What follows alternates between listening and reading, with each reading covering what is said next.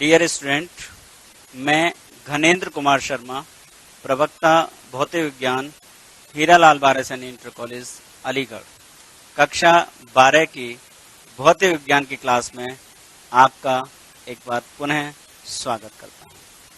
छात्रों, आज हम भौतिक विज्ञान के अध्याय 4 गतिमान आवेश तथा चुंबकत्व पर और आगे चर्चा के लिए उपस्थित हैं। छात्रों, इससे पूर्व के लेक्चर्स में, खासतौर से लेक्चर नंबर 3 में हमने चर्चा की थी कि यदि कोई आवेश किसी चुंबकीय क्षेत्र में गति करता है तो उस पर चुंबकीय क्षेत्र के कारण एक बल कार्य करता है, जिसे चुंबकीय बल कहते हैं। इसके बल की दिशा के बारे में भी हमने आपके साथ चर्चा की थी। फ्लेमिंग का बाएं हाथ का नियम ठीक बता रहे हैं आप। ओके, साथ में हमने इस बात पर भी चर्चा की थी कि अगर विद्युत क्षेत्र भी चुंबकीय क्षेत्र के साथ उपस्थित है तब आवेश पर क्या प्रभाव होगा। इसका अनुप्रयोग भी किया था, लॉरेंस बल, याद आ रहा है आपको? ठीक, मैंने इसके बारे में आपको होमवर्क दिया था। मैं समझता हूं आपने होमवर्क अच्छे से कर लिया होगा।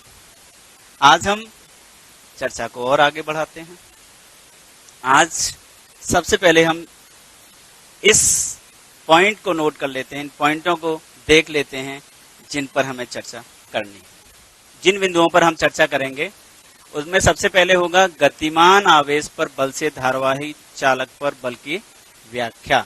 अगर कोई धारावाही चालक किसी चुंबकीय क्षेत्र में रखा है तो उस पर कितना बल लगता है। दूसरा बिंदु होगा दो समानांतर धारावाही तारों के बीच लगने वाले बल के बारे में भी अध्ययन करेंगे। साथ में इन पर आधारित आंकिक प्रश्नों पर भी आपके साथ चर्चा करेंगे। तो छात्रों, लेट्स स्टार्ट द डिस्कशन। सबसे पहले हम चर्चा कर लेते हैं गतिमान आवेश पर बल से धारावाही चालक पर बल की व्याख्या। एक धारावाही चालक है, अगर वो किसी चुंबकीय क्षेत्र में रखा है तो उस पर कितना बल और वह बल क्यों लगता है, इस पर चर्चा करेंगे। तो मैं सबसे पहले मान लेता हूं एक धारावाही चालक है जिसकी लंबाई कितनी है छात्रों? Capital L। इसके अनुप्रस्थ काट का क्षेत्रफल कितना है? Capital A। एक समान चुंबकीय क्षेत्र B में कैसे रखा है? क्षेत्र के साथ थीटा कोण बनाते हुए। इस चालक में कितनी धारा बह रही है? I। ठीक है, तो माना L लंबाई का एक धारावाही चालक जिसके अनुप्रस्थ काट का क्षेत्रफल A है, क्षेत्र B में क्षेत्र की दिशा से थीटा कोण बनाते रखा है। चालक के एकांक आयतन में फ्री इलेक्ट्रॉन की संख्या कितनी है? Small n। एकांक आयतन में मुक्त इलेक्ट्रॉन के बारे में आपने इससे पहले करंट इलेक्ट्रिसिटी में पढ़ा है। मुक्त इलेक्ट्रॉन, ठीक है, उनकी संख्या कितनी है एकांक आयतन में? n। और मुक्त इलेक्ट्रॉन का जो अनुगमन वेग है वो vd है। ठीक है, अब चूंकि इलेक्ट्रॉन मुक्त हैं, चालक किस में रखा है? चुंबकीय क्षेत्र में। चालक में कौन गति कर रहे हैं? इलेक्ट्रॉन। और हमें अभी बताया था, हमने इससे पहले लेक्चर में चर्चा की थी कि अगर कोई आवेश किसी चुंबकीय क्षेत्र में गति करता है तो उस पर एक बल लगता है, जिसे चुंबकीय बल कहते हैं। तो वही बल यहां इस मुक्त इलेक्ट्रॉन पर लग गया होगा। तो मैं देखता हूं कि सबसे पहले मैं ये बात कर लेता हूं कि चालक जो है, आखिर इसमें विद्युत धारा कितनी प्रवाहित हो रही है। तो चालक में जो प्रवाहित धारा है वो I बराबर NeAVD। इस सूत्र का निगमन भी आपने किया है, इससे पहले चैप्टर्स में आपने इस सूत्र का भी निगमन किया है, जहां ओम का नियम आपने पढ़ा था चालन संबंधी, वहां पर I बराबर NeAVD को भी किया है। तो n क्या है? एकांक आयतन में मुक्त इलेक्ट्रॉन की संख्या, E इलेक्ट्रॉन पर आवेश, A अनुप्रस्थ काट का क्षेत्रफल और Vd अनुगमन वेग। धारा आ गई। अब मैं ये जानना चाह रहा हूं कि जो एक इलेक्ट्रॉन है, फ्री इलेक्ट्रॉन की बात हो रही है, इस पर बल कितना है। तो हमें बल के लिए फॉर्मूला पता है, F बराबर Q V B sine theta. ठीक है, अब यहां पर कौन है इलेक्ट्रॉन, तो Q की जगह क्या आ गया E। इलेक्ट्रॉन का वेग कितना है, जब चालक में धारा प्रवाहित होती है तो जो इलेक्ट्रॉन का वेग होता है वो अनुगमन वेग के बराबर होता है, दैट इज Vd। किस क्षेत्र में रखा है, B में। अब चालक में इलेक्ट्रॉन किधर गति कर रहे होंगे, धारा के विपरीत दिशा में, अर्थात इनका कोण भी अब देखो चालक की लंबाई क्षेत्र के साथ कितना कोण बना रही है, थीटा, तो ये भी साइन ऑफ थीटा। अगर मैं बात करूं इसकी दिशा की तो ये Vd के भी लंबवत होगा, और भी आपको पता है कि जो बल लगता है आवेशित कण पर चुंबकीय क्षेत्र के कारण वो चलने की दिशा के भी लंबवत होता है और क्षेत्र के भी लंबवत होता है। चुंबकीय क्षेत्र में चालक के प्रत्येक इलेक्ट्रॉन पर बल आरोपित होता है। जरा मैं इसको चर्चा करके देखता हूं कि मान लीजिए मैं एक बड़ा सा चालक का फॉर्म बना लेता हूं, ठीक है।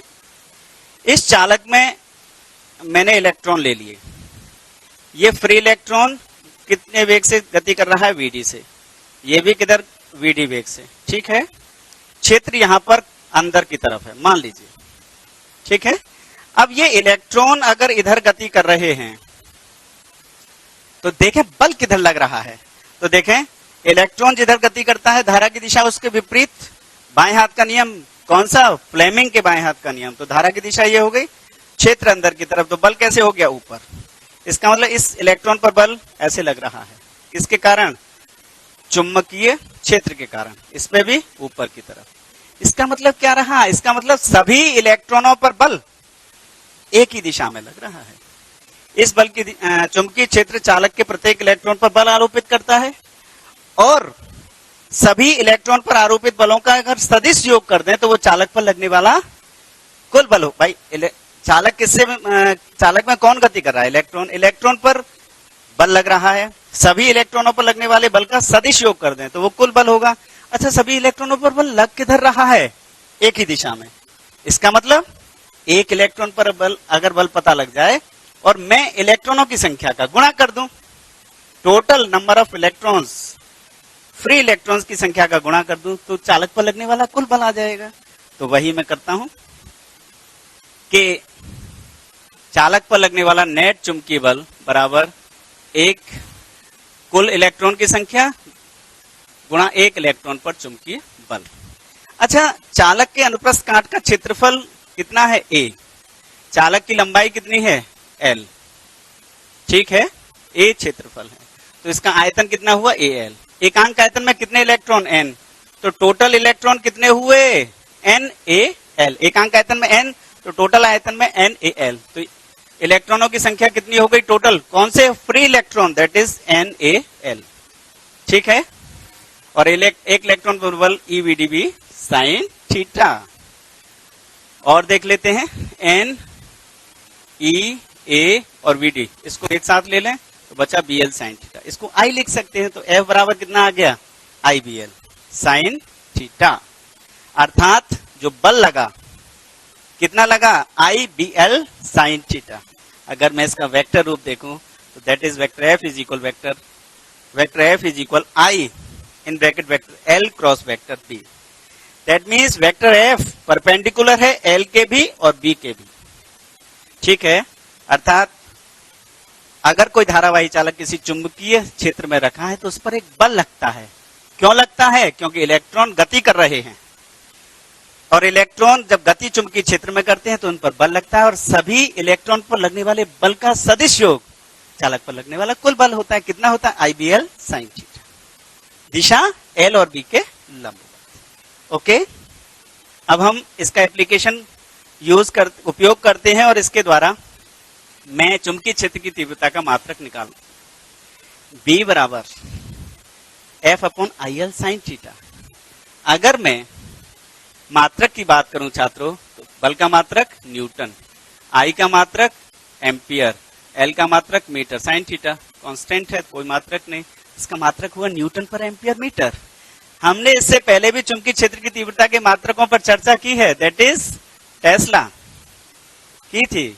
एक गॉस और यूज किया था CGS में, एक टेस्ला बराबर 10 की घात 4 गॉस, एक टेस्ला बराबर 10 की घात 4 गॉस, ठीक है। अब मैं और थोड़ा सा देखता हूं कि यदि एक धारावाही चालक है जिसकी लंबाई 1 मीटर है, 1 एम्पियर की धारा प्रवाहित हो रही है और वह क्षेत्र के लंबवत रखा है, और यदि लंबवत जब रखा है तो उस पर कितना बल लग रहा है? 1 न्यूटन। तो मैं वैल्यू रख देता हूं, B बराबर F upon IL sine theta में F IL साइन 90, तो कितना आ गया? 1 न्यूटन पर एम्पियर मीटर। तो ये परिभाषा बन गई किसकी? B की, B के मात्रक की। क्या बनी? यदि एक समान चुंबकीय क्षेत्र में B में क्षेत्र के लंबवत रखे 1 मीटर लंबे चालक में 1 एम्पियर की धारा प्रवाहित करने पर चालक पर 1 न्यूटन का बल लगे, तो चुंबकीय क्षेत्र की तीव्रता कितनी होगी? 1 न्यूटन पर एम्पियर मीटर। मतलब 1 मीटर लंबा चालक है, 1 एम्पियर की धारा बह रही है, यदि उसे क्षेत्र के लंबवत रख दें और अगर उस पर 1 न्यूटन का बल लगे, इसका मतलब उस स्थान पर चुंबकीय क्षेत्र कितना है? 1 न्यूटन पर एम्पियर मीटर। ये छात्रों परिभाषा काफी इंपॉर्टेंट है, विद्युत चुंबकीय क्षेत्र की तीव्रता की एग्जाम में पूछी जा सकती है। अब और आगे टॉपिक पर चर्चा करते हैं छात्रों। 2 समानांतर धारावाही तारों के बीच बल। 2 समानांतर तार हैं PQ और RS, ठीक है, एक दूसरे से r दूरी पर वायु में रखे हैं। कैसे रखे हैं? वायु, ठीक है। पहले तार में I1 धारा बह रही है और RS तार में I2 धारा एक ही दिशा में बह रही है। हम ये जानना चाहते हैं कि इनमें जो धारा बह रही है उसका इन पर प्रभाव क्या हो रहा है, एक का दूसरे पर क्या प्रभाव हो रहा है। अरे हमने तो अभी पढ़ा था, हमने पहले भी पढ़ रखा है। मैं ये देखता हूं कि तार PQ में जो धारा बह रही है उसका RS पर क्या प्रभाव हो रहा है।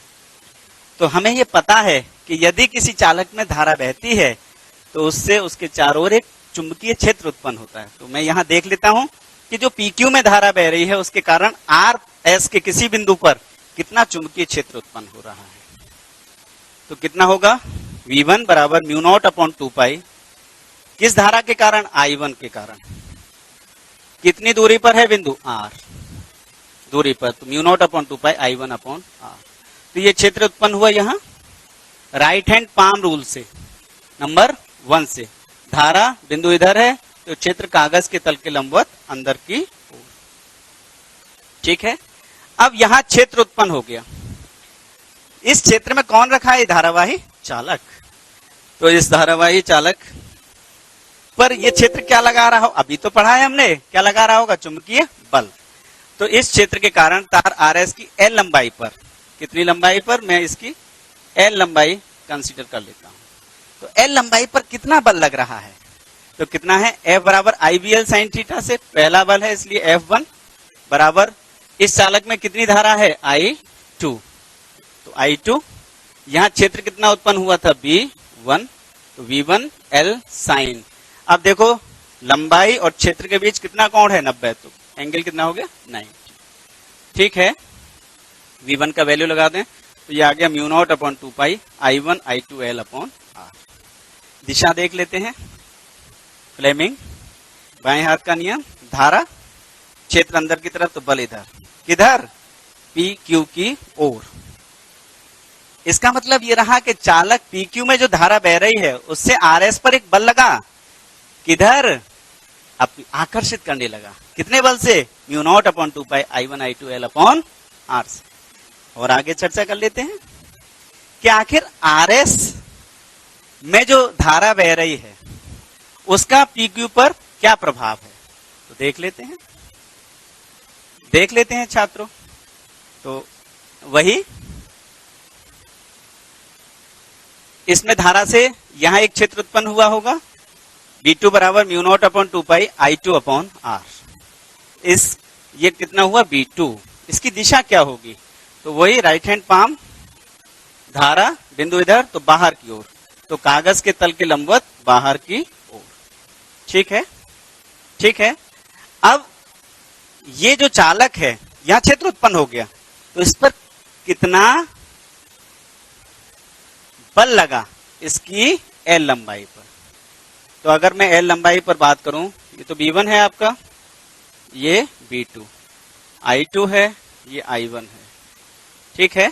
यहाँ V2 क्षेत्र उत्पन्न हुआ है, तो इसकी L लंबाई पर कितना बल है? धारा I1 क्षेत्र V2 L sin 90, लंबाई और क्षेत्र ऐसे तो एक दूसरे के लंबवत।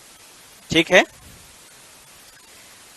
I1 V2 L sin 90, V2 का मान लगा देते हैं, तो ये आ गया म्यू नॉट अपॉन 2 पाई I1 I2 L upon R। दिशा देखें, धारा, ठीक है, क्षेत्र बाहर की तरफ, तो बल इधर, मीन्स RS की ओर। इसका मतलब RS तार में जो धारा बह रही है उसके कारण RS PQ को अपनी ओर खींच रहा है। इसका मतलब ये रहा कि पहले तार में धारा बह रही है तो दूसरे पर बल लगा रहा है, दूसरे तार में धारा बह रही है वो पहले पर बल लगा रहा है। एक दूसरे को क्या कर रहे हैं? आकर्षित। कितने बल से? समान बल से। इसका मतलब जब दो धारावाही चालकों में धारा प्रवाहित होती है तो वो एक दूसरे पर बल लगाते हैं। बल का परिमाण कैसा होता है? समान। यदि धारा एक ही दिशा में बह रही है तो वो एक दूसरे को आकर्षित करते हैं समान बल से। F1 F2 मान लीजिए ये किसके बराबर है? F के। इसका मतलब F बराबर म्यू नॉट अपॉन 2 पाई I1 I2 L upon R। एकांक लंबाई पर बात करूं तो L को मैं इधर ले लूंगा, तो ये हो जाएगा F अपॉन L बराबर म्यू नॉट अपॉन 2 पाई I1 I2 अपॉन R। ठीक है, म्यू नॉट अपॉन 2 पाई I1 I2 अपॉन R। ठीक है, यहां पर ये ध्यान देने की बात है कि छात्रों, यदि समान दिशा में धारा बह रही है दोनों तारों में, तो एक दूसरे को आकर्षित करते हैं। कितने बल से? म्यू नॉट अपॉन 2 पाई I1 I2 L upon R से, समान बल से। और अगर विपरीत दिशा में है तब भी बल का परिमाण इतना ही आएगा, F बराबर म्यू नॉट अपॉन 2 पाई I1 I2 L upon R। बस दिशा क्या होगी? प्रतिकर्षित। वो एक दूसरे को क्या करेंगे? प्रतिकर्षित, एक दूसरे को। छात्रों, ये बहुत अच्छी तरह से समझ में आया होगा, बहुत इंपॉर्टेंट है एग्जाम के दृष्टिकोण से, बहुत पूछा जाता है। मैं एम्पियर की परिभाषा पर चर्चा करूंगा। अगर दोनों चालकों में छात्रों यहाँ पर I1 I2 एक एक एम्पियर की धारा प्रवाहित हो और दोनों एक दूसरे से 1 मीटर की दूरी पर हो, तो एकांक लंबाई पर बल कितना होगा? अभी फॉर्मूला पढ़ा, म्यू नॉट अपॉन 2 पाई I1 I2 upon R। Value रख देते हैं। म्यू नॉट अपॉन 2 पाई 2 गुणा 10 की घात -7 होता है। I1 1 I2 1 R 1, तो ये आ गया 2 गुणा 10 की घात -7 न्यूटन पर मीटर। इसका मतलब एक परिभाषा बनी कि 1 एम्पियर विद्युत धारा वह धारा है जो कि निर्वात में परस्पर 1 मीटर दूरी पर स्थित दो सीधे लंबे व समानांतर तारों में प्रवाहित होने पर प्रत्येक तार की प्रति मीटर लंबाई पर 2 गुणा 10 की घात -7 न्यूटन का बल उत्पन्न करती है। मतलब दो समानांतर तार हैं, अगर 1 मीटर की दूरी पर रखे हैं, दोनों में समान प्रबलता की धारा बह रही है, दोनों में समान धारा बह रही है। ठीक है, और 1 मीटर की दूरी पर रखे हैं, अगर उनकी प्रति एकांक लंबाई पर 2 गुणा 10 की घात -7 न्यूटन पर मीटर का बल लगे, इसका मतलब प्रत्येक तार में जो धारा बह रही होगी वो कितनी बह रही होगी? 1 एम्पियर। ये काफी इंपॉर्टेंट परिभाषा है छात्रों, एग्जाम में पूछी जाती है। अब हम कुछ आंकिक प्रश्न पर चर्चा कर लेते हैं। छात्रों, अब हम आंकिक प्रश्नों पर चर्चा कर लेते हैं। आंकिक प्रश्न, आज 2 सूत्र हमने निगमित किए हैं। एक धारावाही चालक जो चुंबकीय क्षेत्र में रखा है तो उस पर एक चुंबकीय बल लगता है I B L sin theta. इस पर आधारित एक आंकिक प्रश्न पर चर्चा करते हैं। आंकिक प्रश्न NCERT की एक्सरसाइज में 4.6 है। प्रश्न कुछ इस तरह से है कि एक तार है 3 सेंटीमीटर लंबा, इसमें 10 एम्पियर की विद्युत धारा प्रवाहित हो रही है। एक परिनालिका के भीतर अक्ष के लंबवत रखा है और परिनालिका के भीतर जो चुंबकीय क्षेत्र है 0.27 टेस्ला है। तार पर लगने वाले चुंबकीय बल का मान ज्ञात करना है। देख लेते हैं छात्रों, दिया क्या है। तो एक तो तार की लंबाई दे रखी है 3 सेंटीमीटर, इसको मीटर में बदल लेते हैं तो हुआ 3 गुणा 10 की घात -2 मीटर। विद्युत धारा दे रखी है 10 एम्पियर। क्षेत्र की तीव्रता दे रखी है 0.27 टेस्ला। छात्रों, आपने प्रणालिका के बारे में जब पढ़ा था तो देखा था कि प्रणालिका में जो चुंबकीय क्षेत्र होता है वो अक्ष के अनुदिश होता है। कैसे होता है? अक्ष के अनुदिश। ये v की दिशा है। और चालक कैसे रखा है? चालक कुछ इस तरह से रखा है, क्षेत्र की दिशा के लंबवत। इसका मतलब ये रहा कि कोण कैसे हो गया? अक्ष के लंबवत रखा है। इसका मतलब चालक की लंबाई और क्षेत्र की तीव्रता के बीच कितना कोण हो गया? 90 डिग्री। तो इस चालक पर कितना बल लगा? तो बल लगा IBL sine theta. IBL sine theta value लगा देते हैं। I का वैल्यू है 10, B का वैल्यू है 0.27, L 3 × 10⁻² साइन 90। देख लेते हैं छात्रों, 0.27 × 3 दैट इज 0.81, 10⁻² और 10 तो ये हो गया 10⁻1 और साइन 90 का वैल्यू हुआ 1। तो ये आ जाएगा, इससे डेसिमल और शिफ्ट हो जाएगा तो ये वैल्यू आ गया F = 0.081 न्यूटन। इसका मतलब धारावाही जो चालक है, जो तार है, जो चुंबकीय क्षेत्र में क्षेत्र की दिशा के कैसे रखा था? लंबवत, अक्ष के लंबवत रखा था, उस पर 0.081 न्यूटन का बल लग रहा है। 0.081 न्यूटन। और आगे चर्चा करते हैं छात्रों। एक और सूत्र का अध्ययन किया था आज हमने कि अगर दो समानांतर धारावाही चालक हैं तो अगर उनमें धारा बह रही है तो उनके बीच में एक चुंबकीय बल लगता है और उस चुंबकीय बल का मान आया था F = μ0/2π I1I2 × L/R।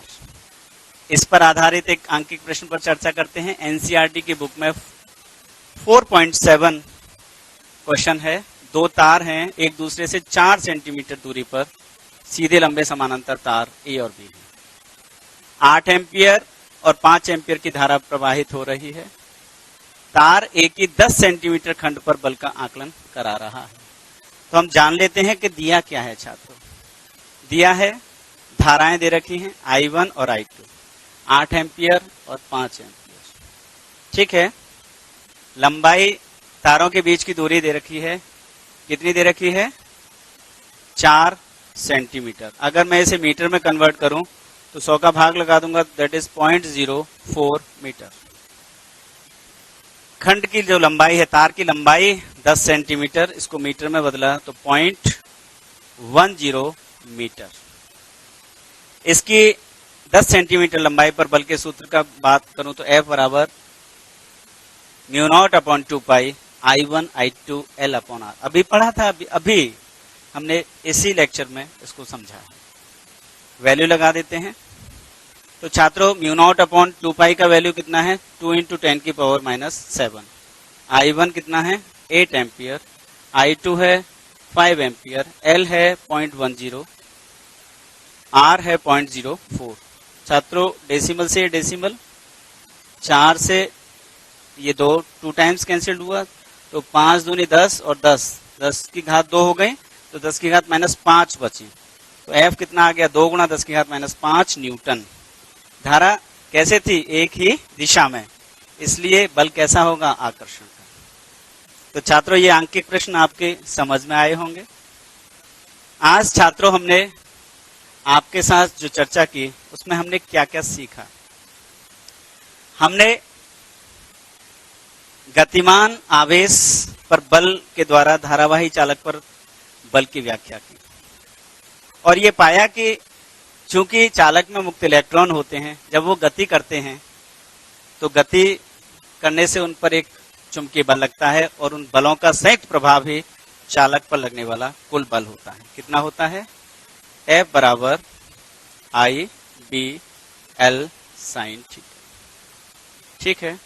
साथ में मैंने चुंबकीय क्षेत्र के मात्रक और उसकी परिभाषा को भी समझा। दो समानांतर धारावाही तारों के बीच बल की व्याख्या भी की और कहा क्या समझा कि अगर एक ही दिशा में धारा बह रही है तो एक दूसरे को आकर्षित करते हैं, विपरीत दिशा में बहती है तो प्रतिकर्षित करते हैं। दोनों ही स्थिति में तार एक दूसरे पर समान बल लगाते हैं और कितना बल लगाते हैं? F बराबर म्यू नॉट अपॉन 2 पाई I1 I2 L upon R।